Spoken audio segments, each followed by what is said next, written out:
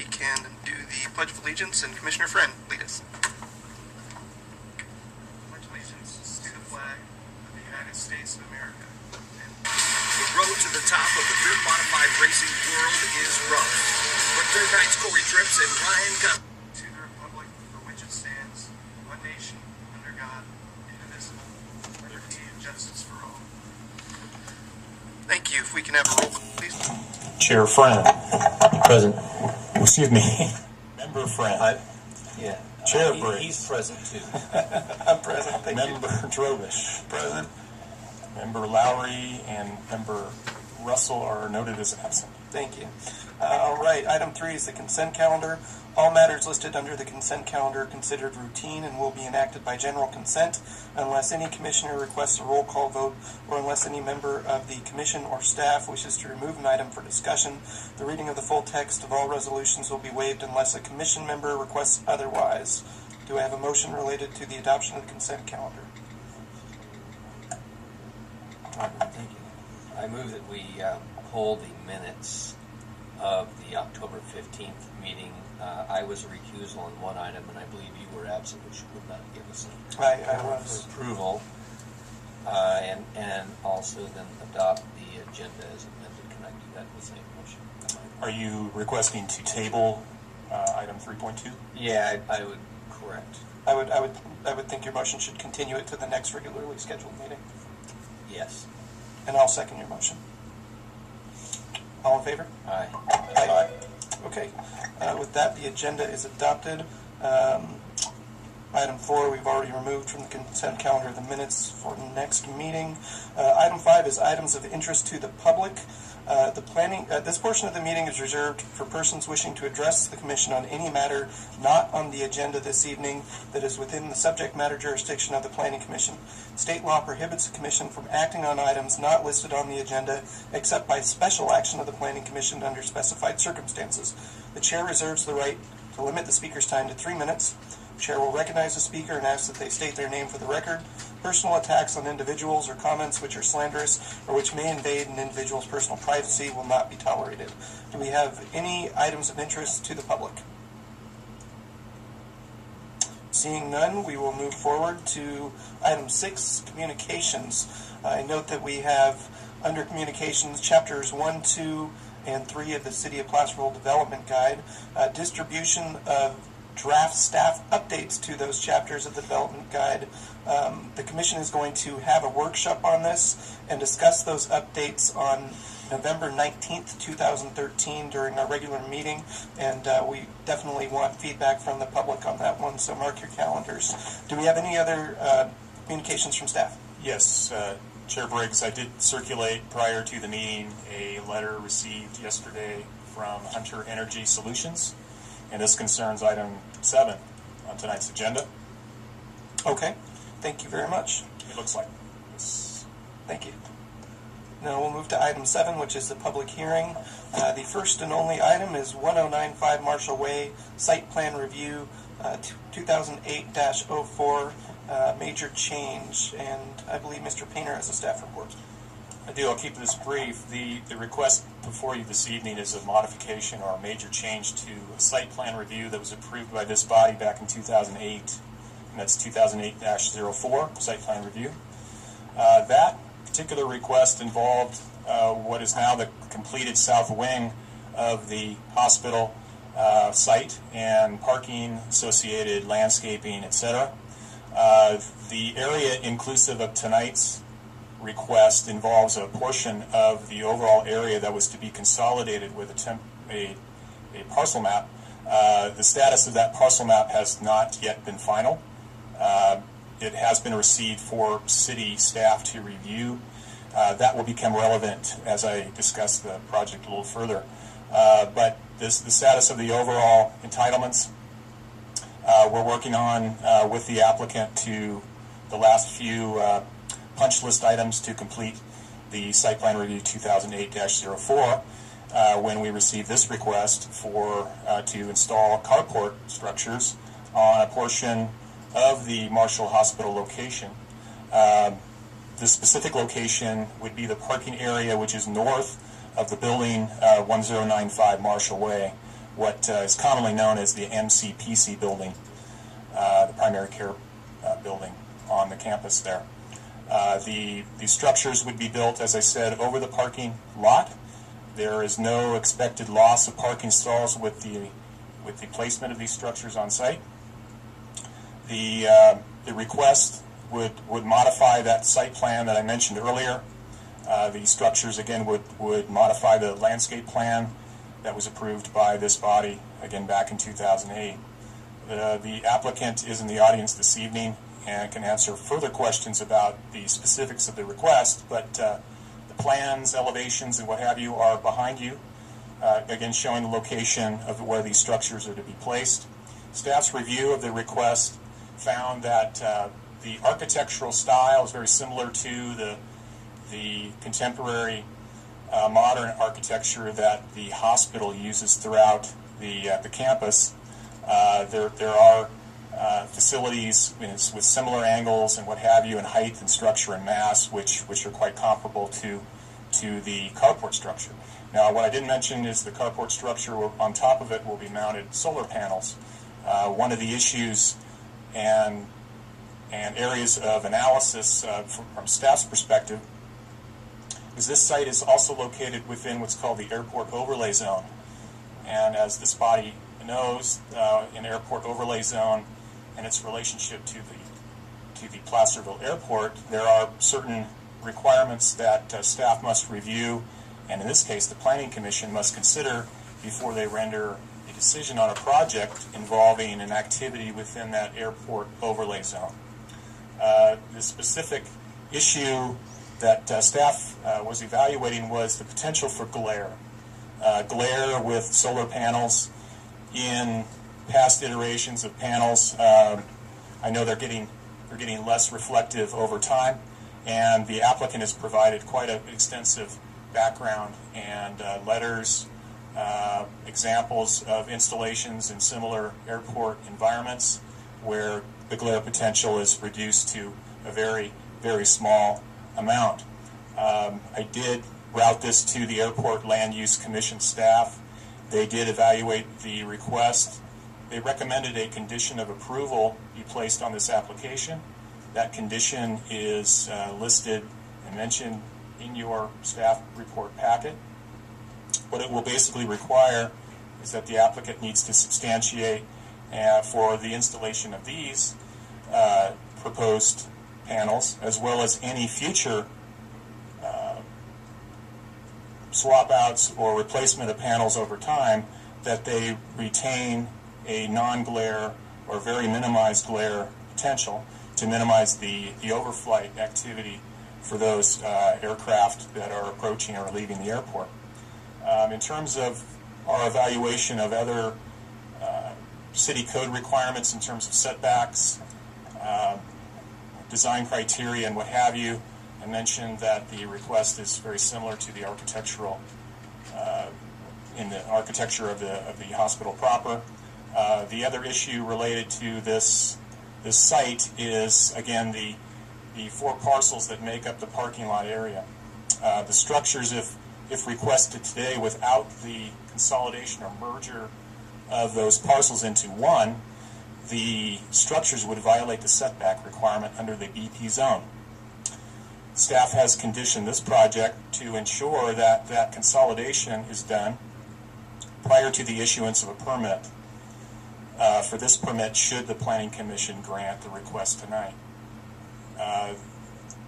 Again, in our staff report, we do have some other conditions related to the color of the structure that wasn't specified in the application, and staff did take a look at the earth tone colors that are used on the campus proper, and would suggest that the applicant paint the structure support as well as the framework of the canopy to match one of the colors on the one of the earth tone colors in the building. That really concludes my report. Staff does recommend conditional approval. Provided some some findings of fact for you to consider, as well as the action. Again, staff is suggesting and requesting that you conditionally approve the request. Thank you, Andrew. I've got just a couple questions. You were talking about the requirement that the consolidation of the parcels have been completed, and I'm assuming that condition number 1, which is all conditions of the approval of the approved by the Planning Commission on November 18th, 2008, covers that. Is that correct? Well, the conditions of approval would involve the intrinsic aspects of the tentative map, yes, but it doesn't necessarily require the tentative map, or excuse me, the final map be submitted. That's why we added a second condition that it stipulates that the final map for the parcel map needs to be final to consolidate the lots. Therefore, there would be no violation. So that's condition 6. Yes, correct. Okay, great. And then your comment with respect to the colors for the framework and the canopy, I don't see that, so we need to add a condition on that. Yeah, I'm not suggesting a particular color at this time, right. but looking at the earth tone colors that they have on the building itself, I believe it's a 3 tritone. If they picked one of those, I think we would, from staff's perspective, would find it sufficient. Okay. Any other questions of staff? Mr. Drobich? I think it's exciting that Marshall could potentially save $1 million over a given number of years. Did I read that in there somewhere?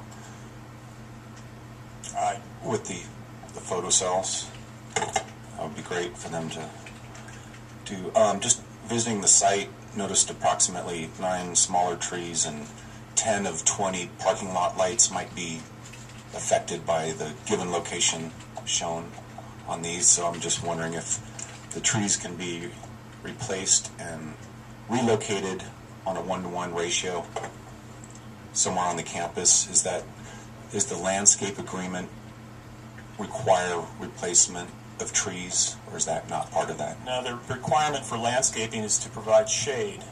I believe these structures would certainly provide that shade. But landscaping also provides an aesthetic aspect to the facility also, as a transition between the street and those uses that go on within the site, such as parking, such as the buildings themselves. So yes, there is that tangible effect of having landscaping providing an aesthetic, even more so than just a shade component. But the way the code section reads regarding the site plan review, it's really meant for shading. But could they be relocated? There are locations that I did foresee a possibility of this issue coming forward by commission members, and there might be opportunities to plant trees in a similar quantity on the campus. Absolutely. Are these solar carports going to be virtually similar to the ones at the Cameron Park facilities? My understanding that they are, yes, they're the very same structure, height, width. Will the same under canopy lighting that exists in Cameron Park be here also? No under canopy lighting was declared to staff. I didn't see any either. And I'm just concerned with the loss of potentially some of those parking lights, that we need to replace that. Can I ask a Go ahead. I just wanted to ask a follow-up question going back to the landscaping, because I did not have an opportunity to pull up the 2008 plan. Does this replace in its entirety that landscaping plan, or are any aspects of that landscaping plan, Are any aspects, there's my well-modulated radio voice, are any aspects of the landscaping plan retained, or does this obviates the entire landscaping plan? Certainly with regard to the trees and Well, the structural components of these structures, no, won't displace landscaping. But its effect on the groundscape, its shading, yes, will affect the livability, so to speak, if that's a word, of this landscaping going forward. I think you'll hear from Mr. Hunter shortly that trees and shading of the solar panels kind of loses the. No, of course. So I guess I didn't have the landscaping plan in front of me, so I couldn't overlay this with that. And looking at the exhibits that were provided, I just sort of presume that this was taking the place of certainly all the trees and whatnot. I just couldn't remember if there was any other groundscaping or whatnot that was part of that other plan.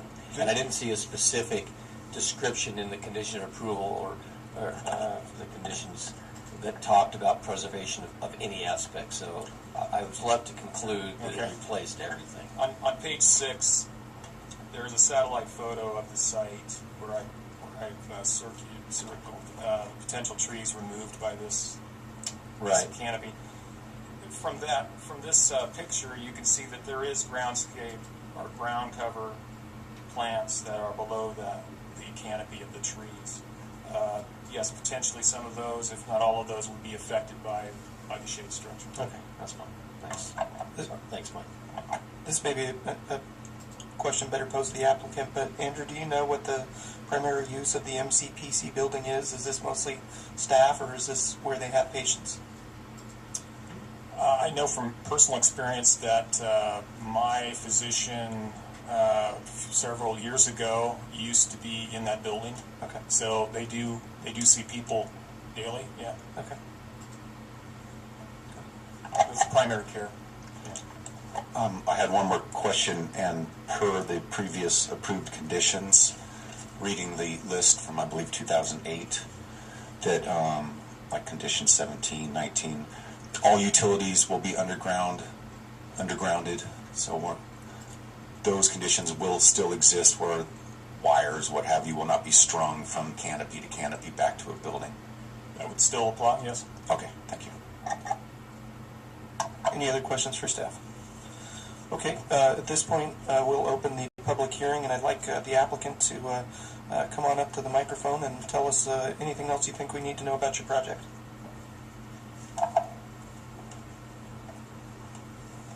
Hello, Steve Hunter with Hunter Energy Solutions.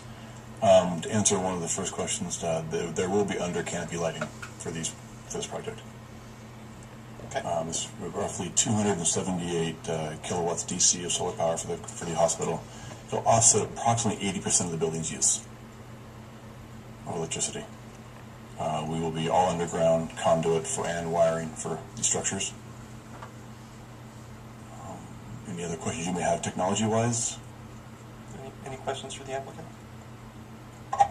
Is there any potential interference for other equipment from the system? I don't do solar, so I don't know. We don't foresee any. It's very common in today's marketplace. This is the very similar or the exact system you have at Caron Park for the Marshall Medical Center. It'll be same carport structures as well. One of the major arrays that I'm familiar with belongs to the Sierra Nevada Brewing Company in Chico. Similar in structure to this. Now their panels actually rotate, follow, track with the sun.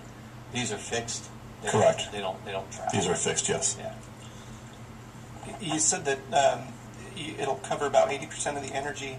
Is that, I'm guessing that's on average, because I know there's peak hours of use and things like that. At any point, does the hospital expect to have excess energy generated from these?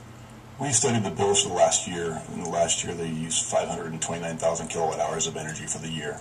Our system will produce approximately 411,000 kilowatt hours of energy throughout the year. So there may be, times back and forth where they borrow or store energy into the grid, and then they borrow it back later. Got it. Any other questions? Sure. Going to the site this afternoon, noticing the shading of the main building to where the proposed arrays are. The one that's facing the building immediately to the left was completely in the shade. Given the seasons, does it seem reasonable to spend money on that one? Well, there's two different things. There's the shade analysis already been done as well. Don't forget the carport structure itself will be 10 feet in the air. So that'll raise up the height limits and reduce that shading impact. Also, this time of year, your sun's a little much lower, and so you have some shading effect in the morning time this time of year.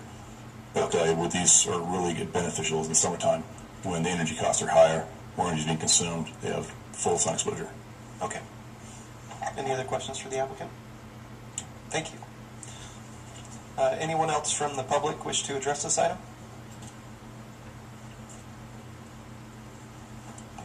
Danny Rice, Director of Construction and Engineering at the Marshall Medical Center. I can answer some of the questions that were asked. That 1095 building is actually, we have a project right now, a general surgery and wound care remodel on the second floor.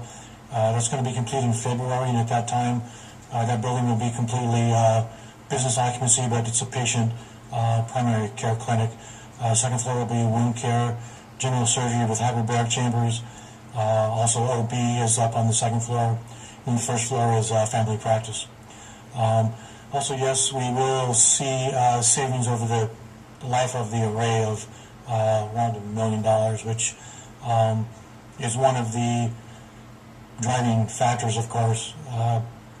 I'm here neither to support or oppose healthcare reform, but the fact of the matter is that every, and that's a bold statement, but every healthcare organization across the country are reducing operating costs in answer to the Affordable Care Act.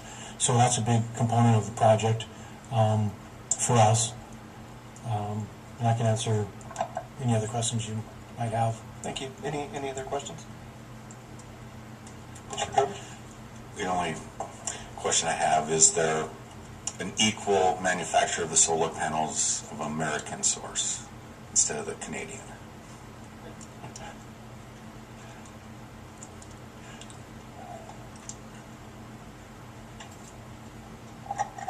Hi, Brad Farrell speaking on behalf of the project. There are several manufacturers of solar panels left in the U.S. There used to be more. That's dwindled down over the years. Most of the manufacturing is done all overseas, specifically Asia. It's about 80% of the polysilicon that makes up the solar cells and the module comes from Asia right now. So some form of function is going to be coming out of the Asia market to assemble these panels. So from a manufacturing perspective, there are small facilities that do manufacture here. The price of those products is significantly higher and not necessarily on the same efficiency level as the one we're using here. Given the square footage we have to work with, we want to have the most efficient panels that we can put on this project. So from that standpoint, there is an equivalent in the market today that we can access. Thank you.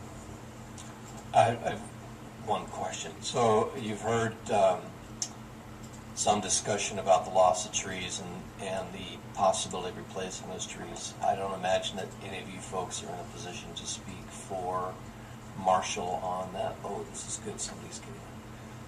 So the question being, is there a chance we could get some additional trees somewhere else on the campus to replace, not the shade, because clearly we're shading with the panels and the carport, but just the whatever aesthetic loss that there might be. I think, what was the number? There was only like 9. Yeah, I can speak for Marshall to commit Marshall to put those trees somewhere else on the campus. Great, I appreciate that. Thank you. Thank you, Mr. Any other members of the public wish to address the item? Seeing none, I will bring it back to the commission for further discussion. I like the idea of moving the trees. I don't know if we have the authority to condition that on a project, on another parcel that's not in front of us. I would think there's a nexus because trees are coming out. There were trees that were approved in the landscaping plan, and while one purpose of the trees is to provide shade, another purpose of the trees is also to provide some aesthetic component. Oh, I understand the basic concept. I just don't know. I'd like to get input from staff on Certainly, that. you could tie it to the land that encompassed the site plan review 2008-04. Okay. Perfect. Yeah. Okay. Which I don't have that map in front of me. I was looking for you. That's okay. In general, though, in general, it includes the area in question, the hospital buildings proper, including the new wing, its parking lot, the landscape that's components of that. It does stretch a little bit to the north along Marshall Way towards Fowler, but doesn't actually get to Fowler. And then perhaps Mr. Rice can clarify, but it extends roughly from Washington Street to the east, and the back of the retaining wall that was built for the south wing, which we all are aware of. So does that kind of help you an idea where? Yes. Yeah. Discussion. I have another question for staff. So we heard that there is going to be under canopy lighting, and I guess, but no information was provided to you in advance, and that's not meant to be a criticism or an accusation, Sure.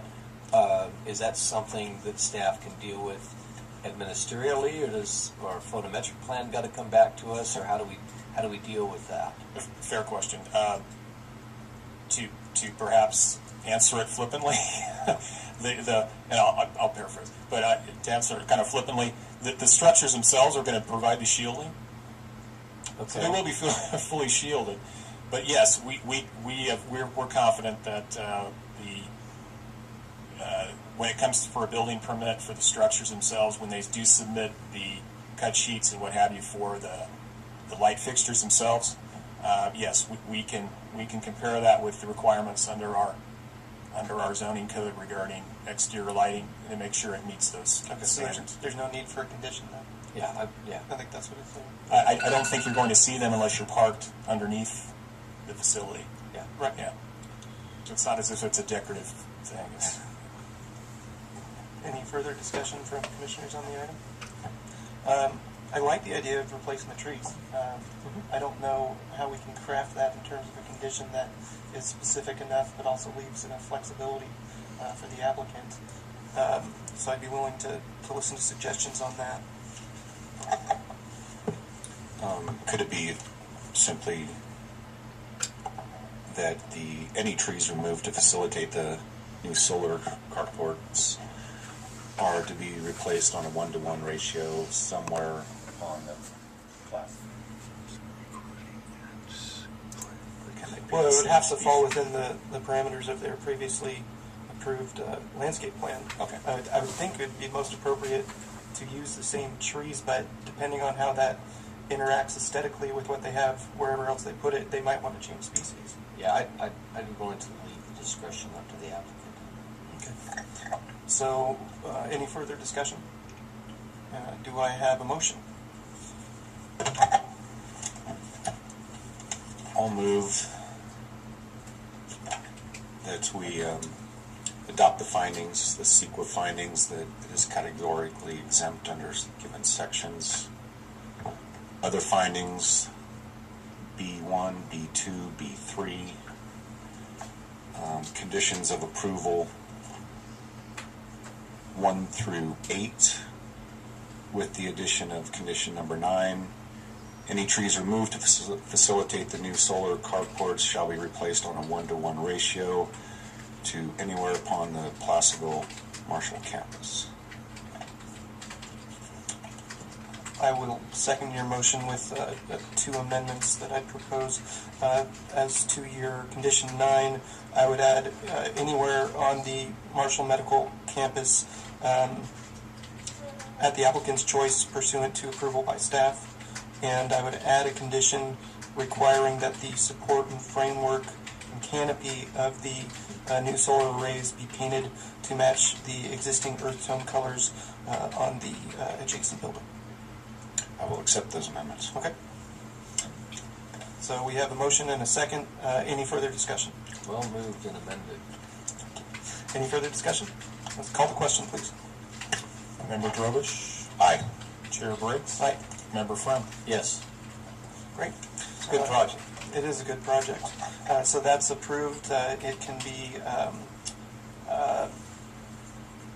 what's the correct word? I just appealed, thank you, to the City Council within 10 days. Okay, moving on to item 8, new business. Do we have any new business? We do not. All right. Item 9, matters from commissioners and staff. Yes, I do have an item, and so does Director Rivas. What I want to tell you is that what's upcoming on the 19th agenda, one of the items you know already, which is item number 6, the development guide, chapters 1, 2, and 3. The second item will be an action item, and it's a request by a corporation who wants to establish a teen center within a business professional zone. So you are going to be asked a interpretation request, a zoning interpretation, to determine if a teen center use is compatible with the BP zone. And so that will be coming before you on the 19th. Director Rivas, do you have want to update the members on upcoming council action or items? Yes, I'd like to update you on the what's known as the Hangtown Haven homeless encampment located on Upper Broadway. Basically, that was approved under a temporary use permit. Occupancy was first granted on July 30th of 2012, and that permit is set to expire on November the 15th of this month. And so staff did receive a request from Hangtown Haven to extend that to July 1st of 2014. So we're going to schedule that for hearing with the City Council to consider at their 12th meeting this month. Any questions regarding Hangtown Haven? Not the Haven exactly, but the upper room and the CRC. Do those operate under CUPs or? No, I don't believe so. Okay. I had a question along the same vein. The Mercy Rescue Way Church, we granted as a temporary use permit with a review after 6 months. When's that coming back? That's been approved under a site plan review. Okay. I'm sorry. I stand corrected. A conditional use permit. So that okay, is so it doesn't come back. So it doesn't come back. Okay. Any other questions? Any other matters from commissioners or staff? Okay. Commissioner Drobish. Last week I drove down Broadway and saw the old house behind the UPS store at the end of Chanel School hitting Broadway, and it was just gone. It's like the last old house along Broadway. It was just a little crushing to see that was just torn down. There was a fire in the building next door. And they've had problem with squatters. It's a deceased out of the area owner. But I just wish there was some way that we could try and save some of these older structures. And it seems like our process for a demolition permit is just at the counter. It's fairly easy. And I don't know if for a future agenda item if we might consider structures over a given age go to review. Just discussion of if there's anything we can do without stepping on private property rights. Sure. Pierre, do you remember there was a small structure on the property where C&H is, right? And I think this is something you actually brought up, if my memory serves correctly. That's correct. And didn't the city implement a new policy with regards to removal of older structures? Wasn't there supposed to be some sort of review? I would refer to City Planner Painter, but it's my understanding that any structure that is 50 years of age or older is subject to review. Okay. For its historic significance. So this structure may have looked older than it actually was, but we do, I don't recall the structure personally direct, but we do have something on the books, and it was a direct result of something that had happened, because it was just like, boom, it was gone. And with Mr. Chairman, if I may comment on that. Sure. Commissioner Drobish, I've been in contact with the executor of that property. The woman that owned that property was in she's passed away, she was in her 90s. She's been elderly she's been sort of not managing the property for quite some time. In fact, it's staff's understanding that property has been vacant for some 15 years or more, and it has been a constant problem with unauthorized entry and such. In fact, the fire in that building, it's right on Wilsey Way, I believe, Commissioner Drobish, you were referring to it was a 2-story green-colored building. I believe that dated back to probably around the late 1800s, early 19th century, and that the property owner did come in and and apply for a demolition permit to remove that, and that was done. It was just felt that there wasn't any money to repair that building, and so there wasn't any, and it was becoming a public health and safety hazard. The fire, we don't know the cause, other than it was probably due to squatters or some activity within that building was unauthorized. We have not contacted the trustee since the fire, but the building is tagged, but they will be required to probably raise that building as well. The property is zoned highway commercial, and so maybe in a positive sense, this could, maybe spark some commercial activity on the property, since it hasn't been used for its current residential status in many, many years. So the previously mentioned process for older structures before demolition, is that something I can get a copy of? We can certainly provide you with a copy of that permit, yes. And that didn't apply in this case because of damage, or?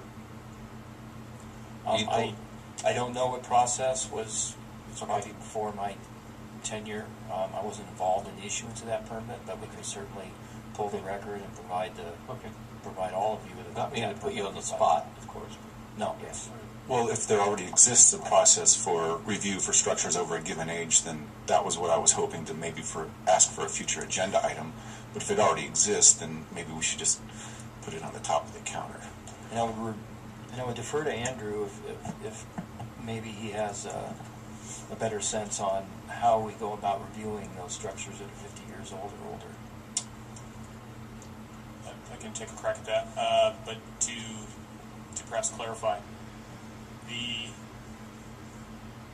code section related to historic buildings and age and demolition is found in section 10410 of City Code, which is the historic buildings section of City Code. This site and this building in question that we're talking about, the one that's green, was green, built in the 1800s, it was not listed on the city's historic resource inventory, is not in a historic district, therefore was not subject to that review. For clarification, though, I thought that the city passed a process for the review of any, even if they weren't in the historic district or on the inventory, if they were older than a certain age, there was a review process. I've not come across that in the code. Yeah, so we may have to research that then, because Pierre has a pretty good recollection of this, as do I, and to what prompted it. So that's worth investigating. Is it possible, Andrew, that you could have some information on that for the next meeting when we're going over the development guide? It would seem like that topic would segue well into the discussion, since it's discussion of overall city policies. Yeah, I can certainly provide what the language I just spoke about in 10410, absolutely. Okay. The other language that I'm not familiar with, or where to research it, that could take some more time. No, I understand that. Yeah, absolutely. Any other comments? Just another comment on the previous meeting, of the mural at 263 Main Street. One of the conditions was the removal of the Z-Pi sign within 10 days. It's still there. And then the new sign outside of Town Hall. Looks fantastic. Much safer than the previous one. So I guess that's been on request for years, and it finally got done. So kudos to the city. Okay, any other comments? Then I will adjourn this to our next meeting on November 19th, 2013. Thank you.